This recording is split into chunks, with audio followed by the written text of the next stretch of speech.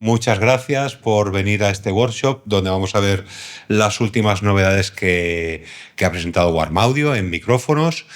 Warm Audio es una empresa que se caracteriza por hacer diseños clásicos, tanto de micros como de previos, compresores, a un precio, digamos, que es asimilable para todos los bolsillos, ¿de acuerdo? Lo que hemos dicho muchas veces es que cuando compras esto también pagas la marca. Pues aquí nos quitamos el tema de la marca, pero a nivel de componentes y de calidad es exactamente lo mismo.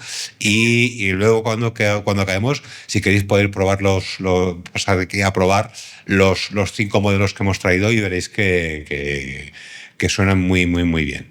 Entonces, nada, os dejo aquí con el especialista de producto de Warm Audio, que os va a explicar un poco cómo consiguen esta magia. Recordad que hacemos un sorteo al final, ¿de acuerdo? Al que se quede al final participa, el que no, pues no tiene la opción. Y una vez más, muchísimas gracias. Your time. Thanks. Thank you, guys. Let me first of all, thanks for coming. And first, let me introduce myself. My name is Thomas Lucy. I'm the European sales manager for Warm Audio. And I was a musician, a touring musician between 1999 till around 2009. We released a few records on some bigger labels, some smaller labels, and was touring with a punk rock band until 2010. And over the years, somehow I made it into this industry. So I used to work for distributors, and after a few years, I had the chance to join Warm Audio, and during my time as a musician, of course, I was using a lot of stuff like microphones, outboard gear. The interest in being part of a company like Warm was definitely there. So when I had the chance to join the company, I was like immediately, yes, I'm going to do it. And so here we are right now. And I would like to ask you guys, are you musicians or are you engineers or both? What are you guys doing? Both. So what instrument you're playing? Well, kind of. That one. A guitar. It was a guitar. I saw. Sing a level. Yeah. Bass. Is it an acoustic one? It's an acoustic. Yes. Yeah. But you play all of them. Yeah. Electric, bass. All right. So you guys? We have a band. I sing or we play synthesizers. Okay. Play the guitar. But I'm mostly a Foley artist. I don't know if you know what the Foley artist. What is that? Cinema, recreating sound. Oh, okay. So sound design stuff. Not sound design. It's like the recreation of like props or like steps. Oh, this is very interesting. Yeah. So we Yeah. work a lot with like sound. Yeah. I've been last year before NAMM, I was in the Sony studios. I had a tour in the Sony studios and I saw how they made this in the 50s and 60s. Very, very interesting. Yeah. Yeah, nice. So you're recording this, all this, yeah, by yourself, okay, building big libraries or? Yes. Okay, nice. Interesting, very nice. What about you? I play with her. Yeah. Play guitar, sing, keys. Okay, And I also work for cinema. Okay. Sound design. nice. The music for cinema.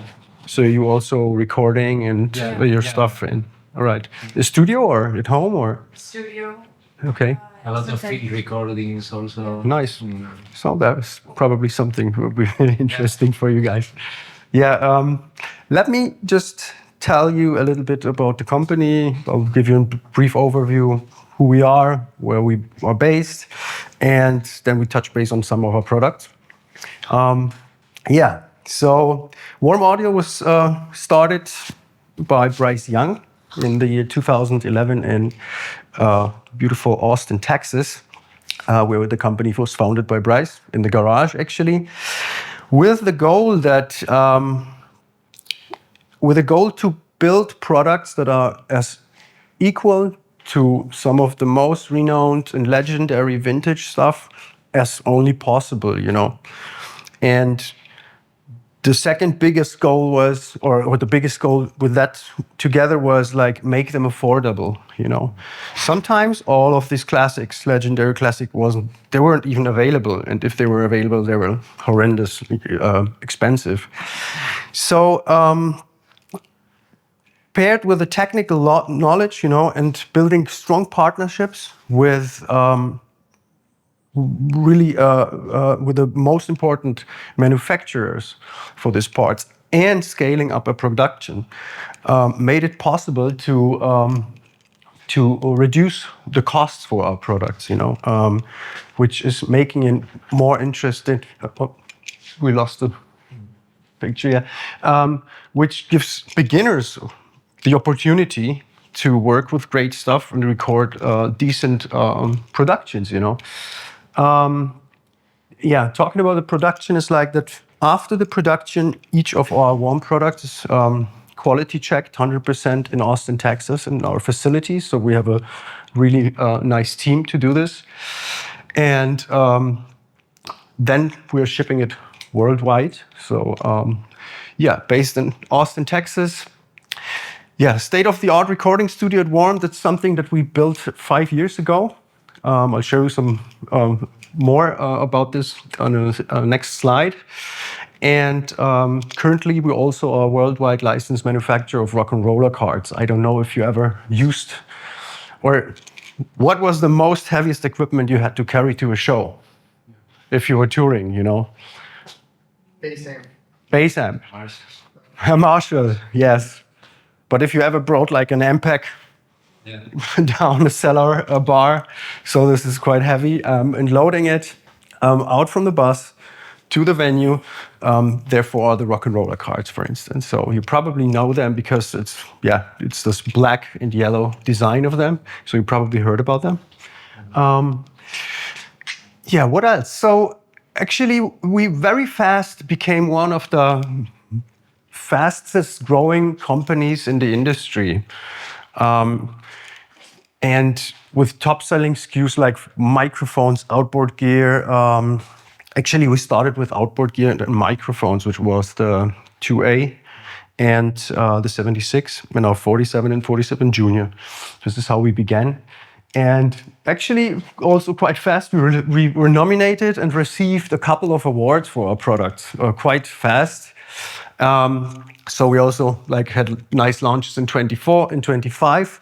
But speaking about awards was actually we started to build products we call it probably bedroom producers.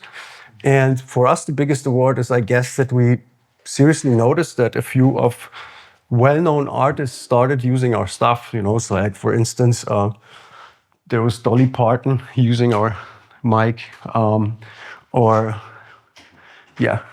Drake, and also Snoop Dogg. So for us as a company, that was probably the biggest award. When you see your products appearing in these videos, that was really nice. So we were very happy, and that was actually for us the biggest award. Let me show you something about our headquarters in Austin. So this is the main facility, which is located outside of Austin, a few kilometers outside of Austin. This is actually the facility where our warehouse is running, the QCs are taking place, and the studio is also built inside. So you see here our meeting room and our warehouse. And I don't know have you ever heard about our studio? You noticed that before? Yeah, where you found that? I've seen a lot of compressors in the studio in Okay. Madrid, here in Barcelona. Yeah. And you ever heard about the studio as well? No. No? Still no. So I'm going to show you something a little bit more about the studio. So let me see. I want to keep it really...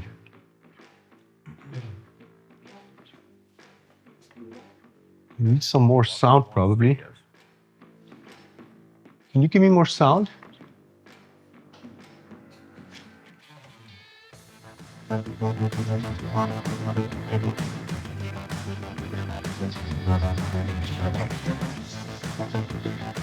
The real reason that I wanted this studio is because, frankly, I wanted this awesome studio. I'm in this business because I love recording. That's what got me into creating products and microphones. This space is just incredible, and I'm excited to be a part of it. So I want to have music within our walls. We are a music company, Nice desk. yet much of our days are behind computers, spreadsheets, emails. I wanted music within the walls of this building.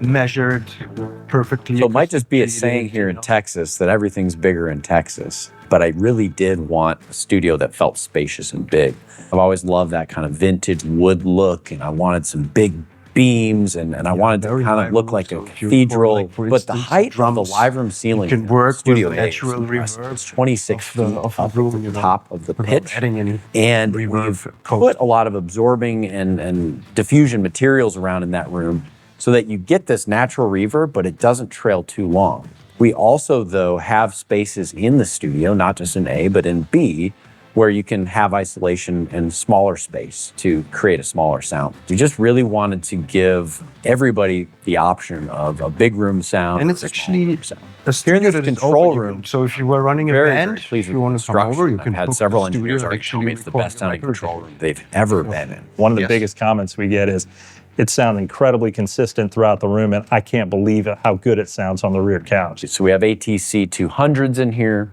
Really high performance, low distortion, powerful loudspeakers in the front of the just control a room is brief overview, a big part of what on the made this studio. work. And quite honestly, I'd love to take credit for this room sounding as great as it does, but that simple fact of mounting the loudspeaker in that manner takes us 80% of the way there. Both studios feature the same console and very similar outboard gear complement, so you can move projects very quickly between the two studios. Anybody that wants to travel here and record here can. All right, so let's go back to the presentation. So what we call the warm formula is not only the pricing, of course, but also of the look, you know. So if you want to have this look of the original, but not only the look, it's also the feel, you know, opening the box, touching the mic. So first of all, this is something that is one part of the formula. The second one is we are always like trying to do the same circuit that was built in the original. We are using the same parts. So Bryce is like looking for all these parts, capacitors, you know, transformers, and like I mentioned in the beginning of the presentation, we have very, very strong relationships with companies like Lundal, you know, Carnhill. So this is why the quality of that is coming so close to the originals that sometimes you don't even have a difference between the original or just a nice story is we had once a shootout with 47 junior mics. So we had 3 of the originals and 1 from Warm. And the funny part was the first Neumann 47 with R47 was super close, almost really the same. But on the second 47 original and the third 47, they were so different, you know, that you had 3 different mics, 3 different types of sound somehow, you know. So, yeah. And again, it's all hand inspected in Austin. We are using only premium components, accurate circuitry, and custom tuned capsules. Yeah, last but not least, of course, the price. We are able to scale up our production to lower the price. And I think that's breaking the barriers to give every musician the opportunity for a good quality product, but not only a beginner. You know, I mean, if you're running a studio, you want to grow your collection or something, then Warm is still is a good opportunity.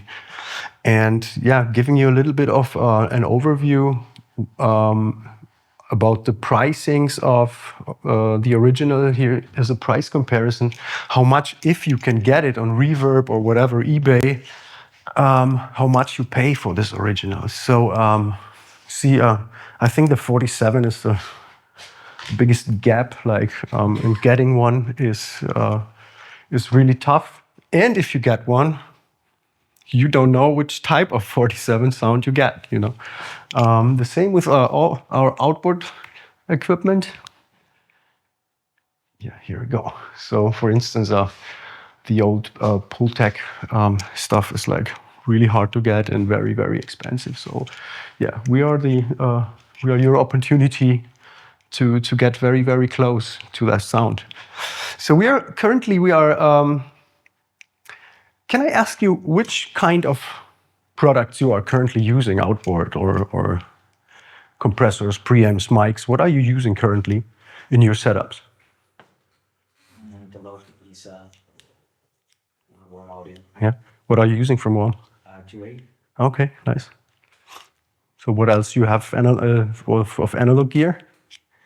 Well, and on the side, which where I stream, Yeah. there are a lot of different stuff, you know, Okay. tubular and all that. Okay. And you guys? Yeah. There's Millennium, Sí, Millennium. Millennium, Okay. Roger, Avalon. Oh, okay. Newman, U87. Okay. I use a lot, like, but it's like more for sound. Like, Yeah. Sennheiser MK70, Newman 185. So it seems that you're not doing a lot of stuff in the box, right? Very analog kind. Yeah, no, yeah, in the book. Interesting. Yeah, we are covering actually 8 categories like preamps, equalizers, compressors, microphones, DI boxes, but also guitar pedals and cables and accessories. So one biggest advantage is that we always have a lot of stock. So we are always you can always find our stuff in the store. So if you visit a store, it's probably there, or you can easily order it, and on the next day you got your one product. Let's have a look through some of our microphones. I'll give you an overview about our so-called legacy products, which are probably some of them that you know. Is that familiar to you guys? Which one is the most familiar one? What did you say? That's the typical warm one. Everybody knows that one. 67. 47, yeah. What about the 8000? Like a shirt, like MC, SME, right? Yeah. No? Looks like, right? Yeah, it's actually a R&B hip hop classic, which is based on a 800 Sony. What is that? No, I was thinking about some similar mic. On the 14 here, or Yeah. that one? Yes. Yeah, actually a good mic for. It's a very flat mic. So if you want the most natural, not big dips or something in your sound, it's a perfect microphone. Yeah, get a closer look later in the slides here. Rock vocals. Yeah, rock vocals. Yeah, especially rock vocals, overheads. Rock vocals. Yeah, What would I use? Which mic? rock vocals. Can you get back the? Yeah, I probably would even recommend this one for rock vocals, but I would also use this one for rock vocals because it gives you a little bit of a natural compression already. So I recently had a call with a friend who was running a studio, and he was asking me if there's anything built in that is delivering this natural compression. And I was no, actually not. Yeah, but it sounds like that. So actually good for rock vocals as well. But I also would go for rock vocals with a 14. And of course the classics, 47, because 47 is actually that vocal mic, what I would always like use. But specifically rock vocals, if I now should make a decision, it would be probably the 14. Yeah.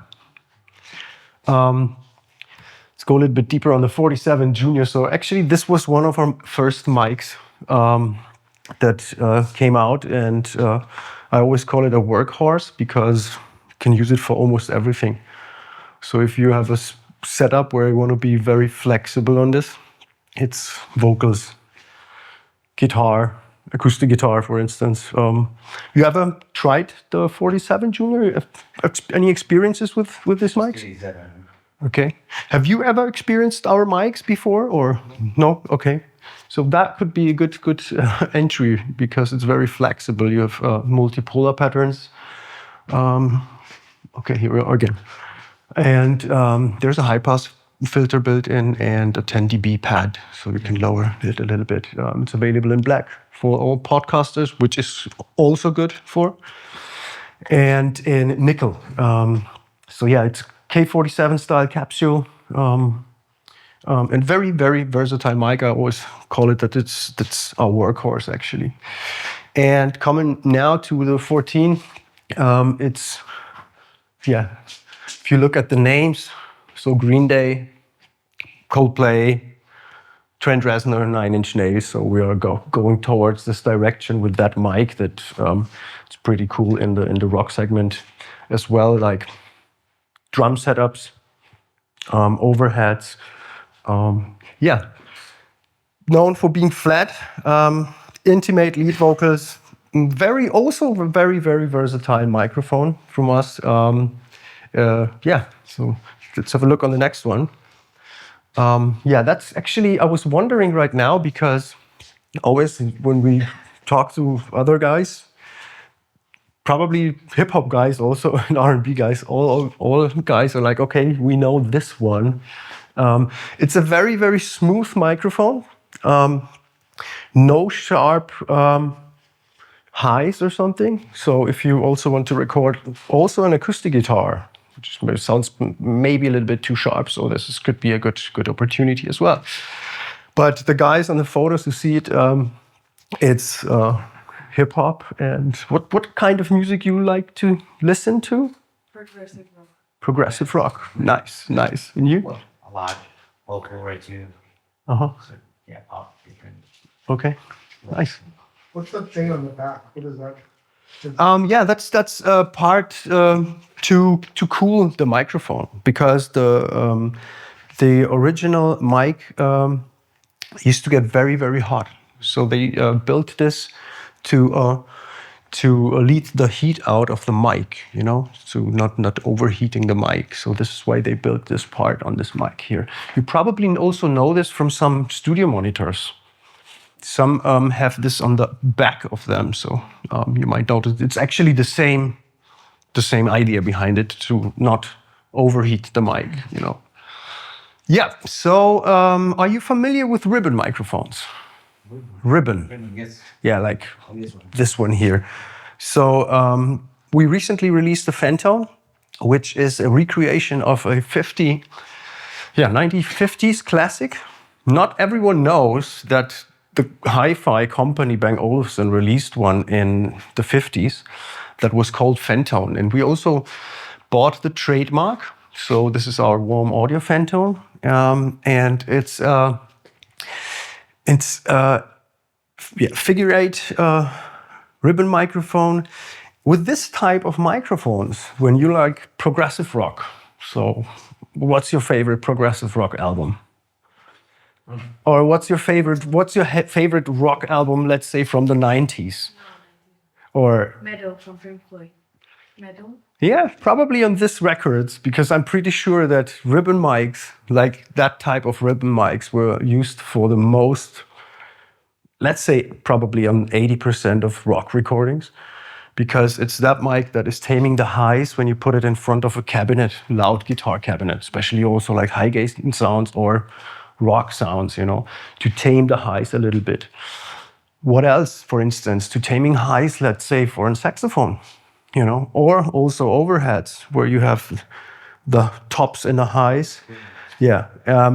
So that's a mic, that's a purpose where you can use this for. And we added a little nice feature to that, because ribbon mics are, you always have like a low output on ribbon mics, so you need additional some dB of gain. So we've built in our warm lifter. That means that it's switchable here. And you can, with this switch, you can add 26 of extra clean gain on this to get a better output. So if you have a low input interface, you can switch this knob on and get additionally 26 dB of boost. It's 26. You mean like there's no mouse floor adding to it? No, it's clean. It's clean. Yes, that's why really we need to point out that it's 26 of clean gain. Yes, yeah. But you also can use it in a passive version. So you switch it off here, and you're in the vintage version. Be careful with the 48V phantom power on this. So yeah. And one of the recent microphones we launched was the Sorry, so that one looks like a 121 or Royer? That is actually a mix of a 121 Royer and Fentone from Bang Olufsen, but technically it's kind of a 121 Royer, yes, yeah. So it's more like a 121? Slightly more a 121 than a Fentone, yeah. But actually it combines two of them, yeah. And now there's the mic, the CX24, which I mentioned in the beginning when you said you're on sound design. So that's a stereo tube condenser with 9 patterns instead of like the known 3 multipolar patterns. You can adjust it at the power unit. So you use in between the standard polar patterns, you have the opportunity to get in between the specific polar patterns. So that's why we have 9 patterns, and it has a 180-degree rotating capsule. So yeah, yeah, you can just take it. So if you're doing sound design, and yeah, you can be very creative. I mean, you can plug it in and even turn it around and walk around the signal, you know. They're all inspired with something, right? Like, see, that's the function, right? Yes, so inspired by, yes, yeah. And model, like. We need back the, is that something that I need to change on my laptop maybe, because with the dropouts? For the great version too. Okay. So yeah, talking about sound design, that I don't know. I mean, if you're doing sound design or something like for film, I can imagine a situation maybe you plug it on and turn the capsule on, and when you walk around, you know, to get the space on that. So we recently had a similar question on this. I think like, Rock used it in the movie in Moana. Really? Yeah. Okay. You sure? Well, at least it's the function one, but I saw that. Okay. Nice. Interesting. Yeah. So not only sound design, but also like if you speak about smaller brass groups, piano, or even a small combo with a piano, a brass or violins, classical music. Different positions, right? Yes, yeah. Cool. So yeah, here we go. Yeah, so that is the CX24, and now that was our recent series, what I was also speaking about in the beginning. So when we released our 47 Junior, that was an opportunity. Yeah, you could have a look. So we had the opportunity to offer a 47 style microphone on a lower price. And we did the same with the 87. So we recently released the 87 Junior series, which has actually the same capsule like the 87. But it's in a style of our junior mics, like the 47. So we also have multiple patterns on that. The pad and the high-pass filter. So you're seeing them here. That's the 87 Junior, and that's the 47 Junior. And then we thought, like, what if you don't need multipolar patterns? Just need one pattern, or and no pad, or no high-pass filter, or you just want to grow your collection or something, and for a reasonable price. So we decided to launch the Studio Essentials. So now you have a 47 Junior with all the mentioned functions. And we also have our Studio Essential line right now. So all of them have the same capsule as the flagship version. So 87 capsule here and a 47 capsule here, you know. And but if you, let's say you're just doing podcasts. I mean, would you go with the Studio Essential one or with this one? You probably would take the Studio Essential version, because at a podcast, for instance, you don't need to be that flexible, you know. That's why we also release this product in a black. So if you're doing video cast something, then a black one fits better to the visual thing. Any questions? No? What's the difference between junior and junior essential? You know? Sorry? What's the difference? The big difference between junior and junior studio essential. Between Junior and Junior Studio Essential. The biggest difference is, of course, that you don't have the multipolar pattern. It's just one cardioid. You don't, at the Studio Essential, you also don't have the pad, minus 10 dB pad, and you don't have the high-pass filter. You have the high-pass filter here in the back at the regular one. So that's the regular one, and that's the Studio Essential version. And also, the Studio Essential version comes without the mount. It comes with a hard mount and with a pouch. And it's, of course, a price. It's lower in the price. And the Studio Essentials are around 199. So also a good thing to enter, the recording world for beginners. So in terms of color, for example, we're both equally warm, in terms of color on the mic. Yeah, it's just, we have released it in nickel and in black. So we don't. The tone. Yeah. No, the tone actually, the tone is the same. So if you choose a cardioid on this one, compare it with a cardioid on the SE, it matches the tone, especially. Same capsule, same electronic, same circuit. We just took out the multipolar pattern and the pad and the high-pass filter, but you get the same sound like on the Junior, or between the Junior and the Studio Essential version. Yeah. All right, so let's have a look on our outboard gear. So I'll give you an overview about our legacy outboard stuff, which probably you are already using with a 2A.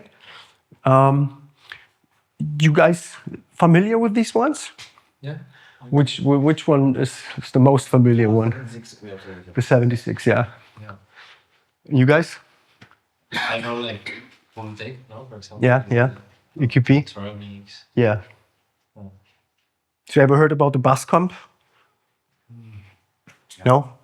Not that. The bus comp, you probably heard about a function. There are plenty of plugins out there that glue the sound. If you want to glue your, let's say, your drum group with your bass group, so the bus comp is a good opportunity instead of using a plugin, and you get the full analog compression. Starting with our WA-12, it was also like kind of an entry thing to give you the opportunity, whatever, 47jr and the WA-12 to get the iconic sound, of an old API 312 console, and you would be ready to produce high quality standards in your studio. So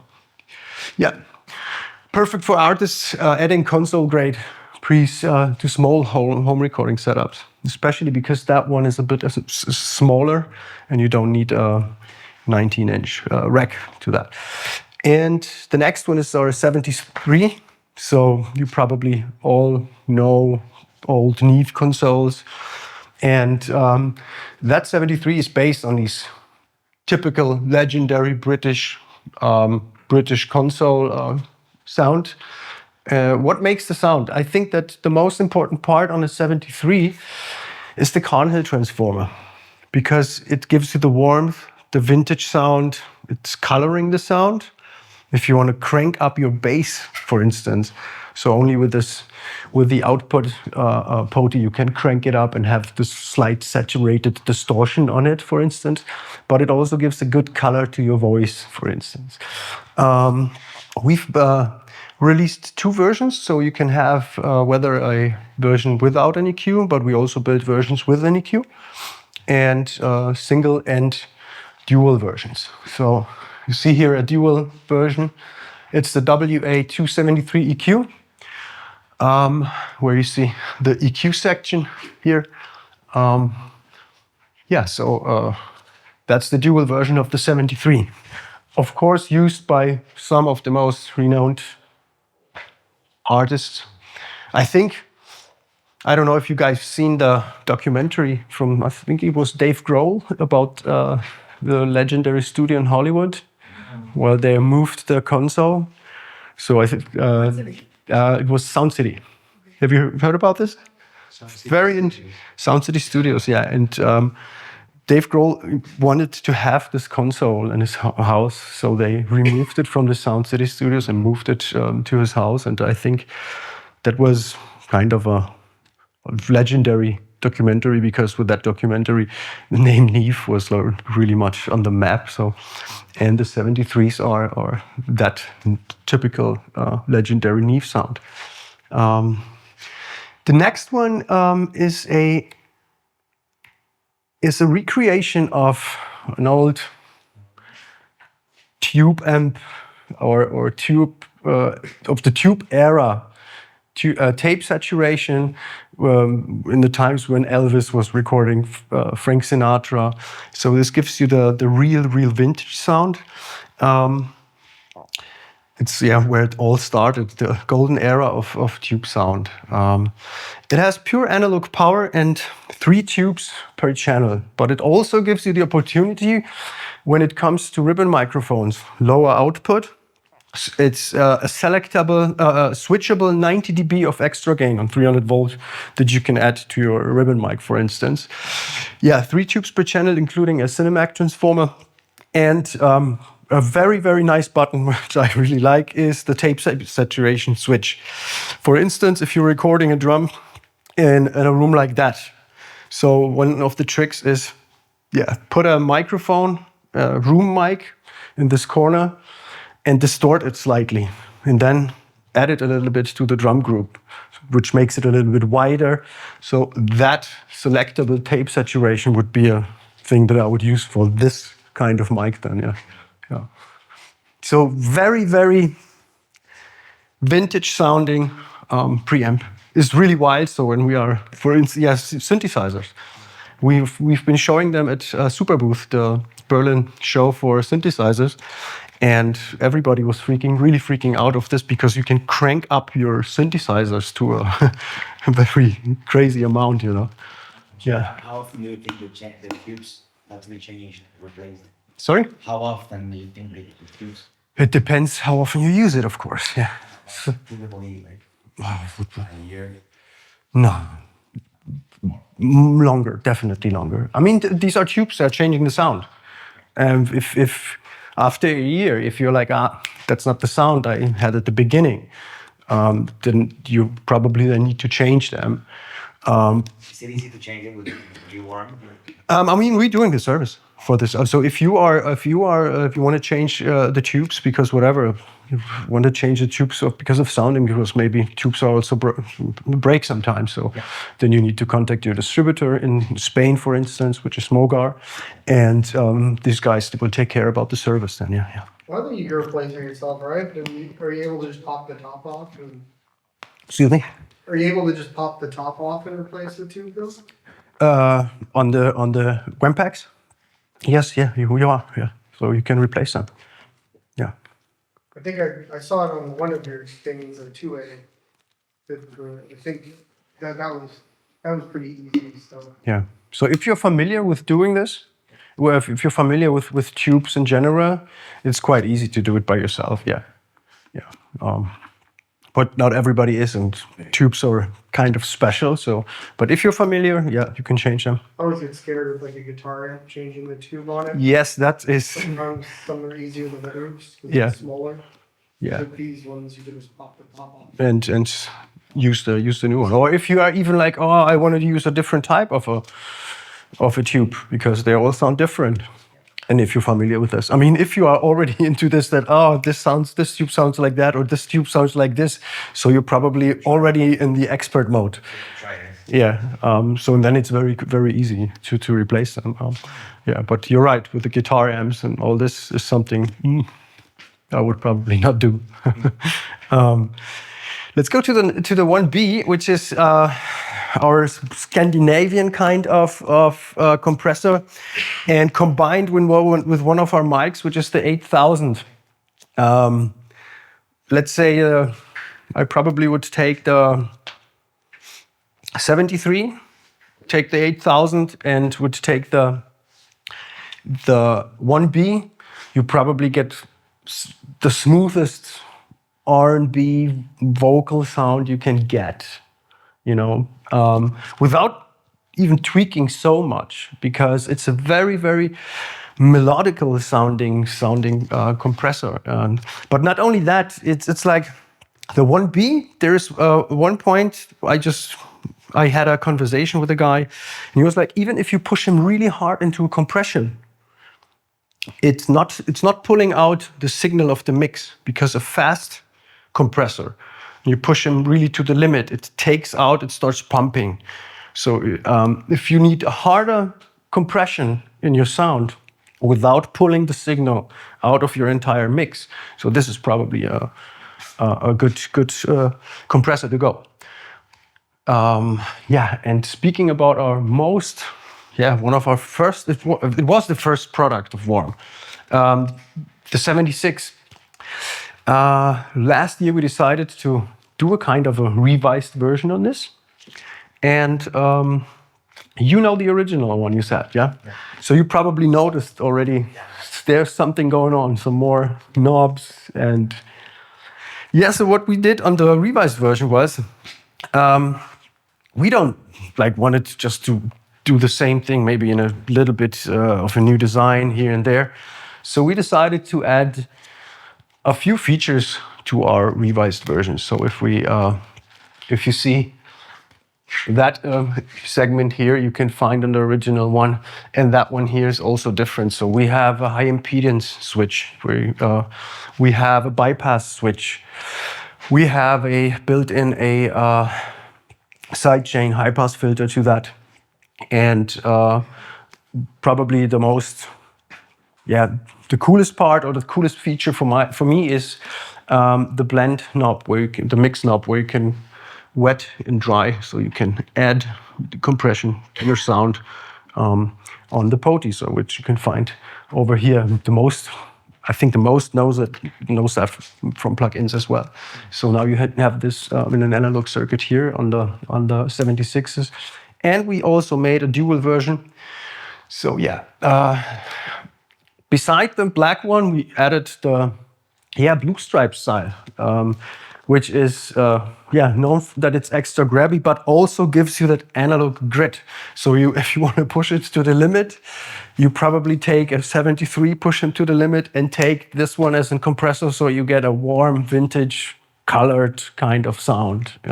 If you want the neutral version, or more the neutral sound, you probably would go with a fast black 76 Rev D from us. So very good on bass guitars, like punchy sounds, or what else?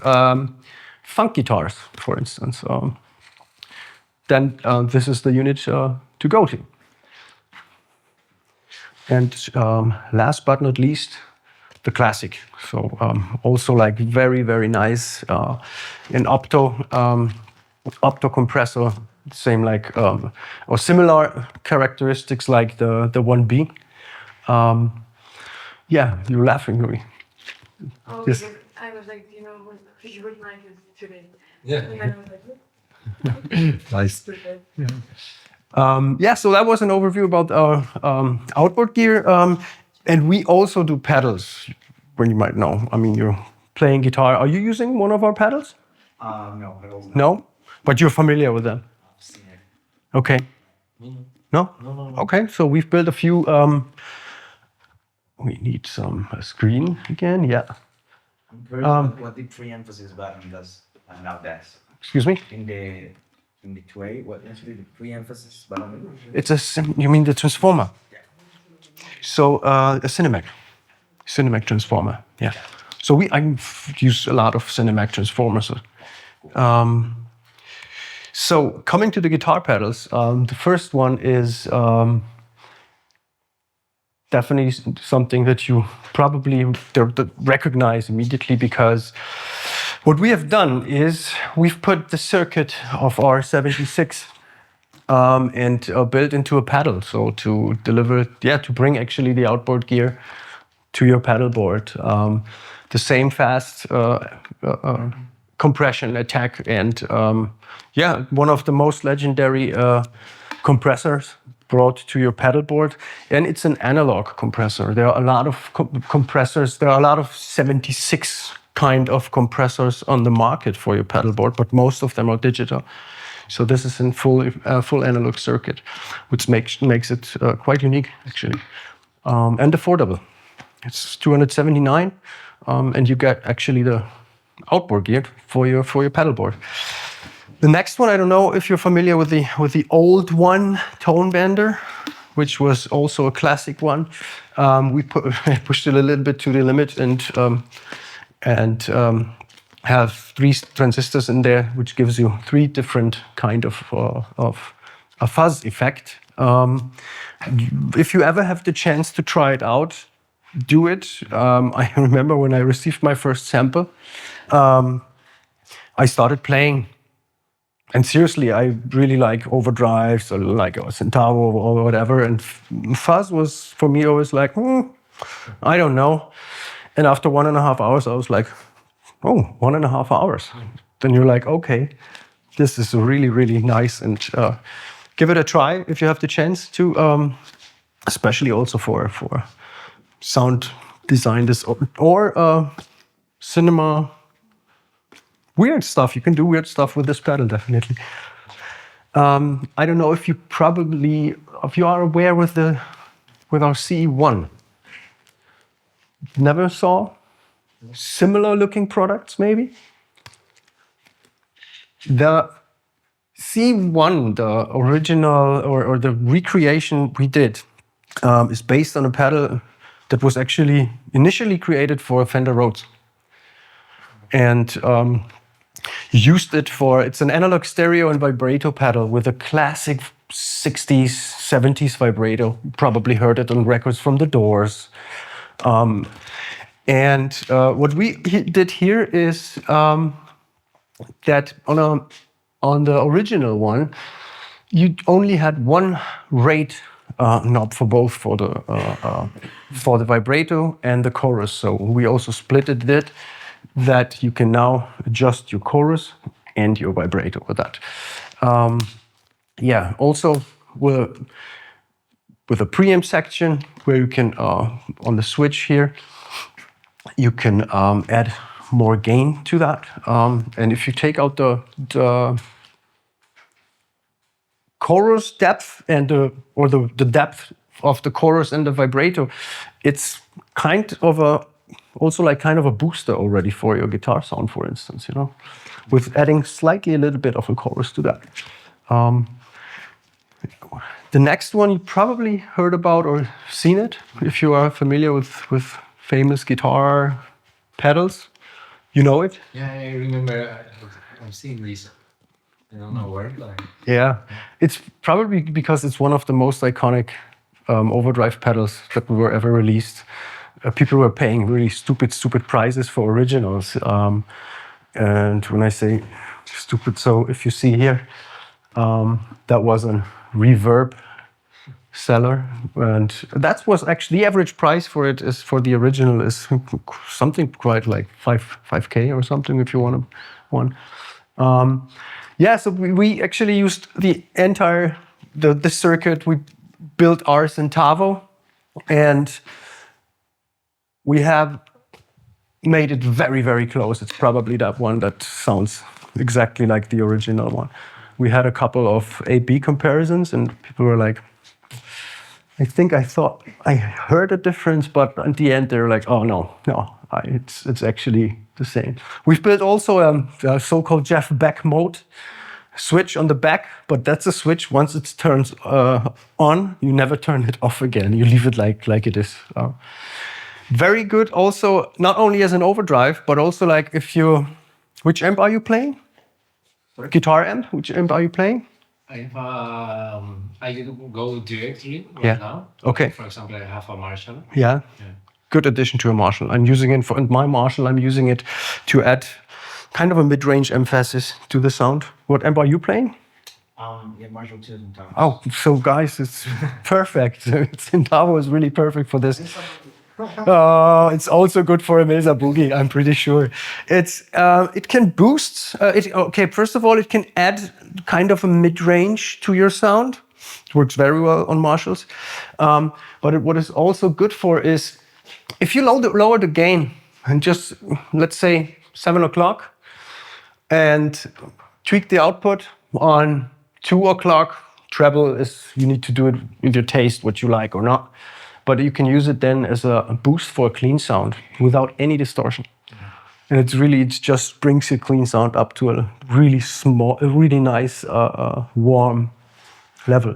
Really nice. So, Centavo, yeah, actually, our probably best-selling product also when it comes to pedals.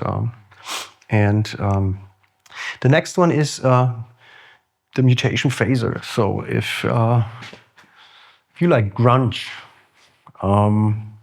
Smashing Pumpkins, I know that it was used on a silver the Australian band. But if you like grunge, it's probably, and if you want this really 70s phaser sound, that is a pedal that you really have to try. But also, and here we come again, that is also one of the most demanded products at the Super Booth synthesizer show when it's on our pedal board.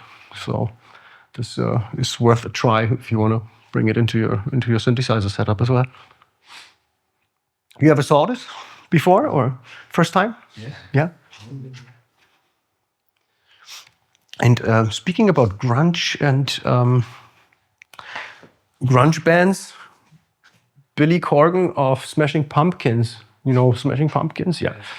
So in an interview with a guitar magazine in the US, he has been asked if there is a pedal that he don't want to miss on his pedal board. And seriously, we were very much cheering. And that's also talking about a personal awards for us. He was like, that's the warm drive that he would not like to miss on his pedal board. Yeah, very, very push and blend, clean tones, 4-knob versatility, and yeah, true to the original as well. Do you know the original one? Have a clue? It was called the Zen Drive. So this is what it's based on, actually. And last but not least, our ODD. Ever saw this ODD? No. Yeah. I'm a director, right? Cranked and saturated tube amp. So this can bring your old Marshall, let's say it like the old Marshalls, like sometimes you probably miss a little bit of a gain. So you can saturate and crank it up a little bit with this pedal if you add this pedal to your tube amp sound that needs a little bit more of a gain. And we added a switch where you can choose between the classic British kind of sound, bluesy probably a little bit, or the classic US sound, which is perfect for boosting, adding breakup or high gain to cleans as well. You can also use it, of course, on a clean setup and then add it as your only overdrive. So, yeah. Any questions, guys? Because I'm almost at the end. So It's all hardware, right? In terms of plugins, do you have anything developing right now? no, actually not yet. The thing is, we are a full analog company yet. So we are only doing analog stuff. But which makes it also funny because we are now facing a generation of musicians that are coming out of the box and never saw the real units before. That's when we speak about a 2A, for instance, or a 76. We are faced with a generation that comes the other direction, like coming from the digital world into an analog world, and be like, "Oh, you got this here, and it's in real here. I know this from. It was built like the plug-in." And it's like, no, it was actually the plug-in is built with after this one, yeah, or recreated after that one. Yeah. So, yeah, but no plans yet. But who knows? Do you have maybe any ideas what we should do? Is there anything you are missing in the market where you're like, oh, that would be nice when we can have this? It's so hard to say. There are so many plugins. Okay. I give you my card. If you want later on the way back home, you're like, oh man, I probably should have told him this. Yeah. Yeah. So then, thank you very much for attending, guys. Yeah. Thanks.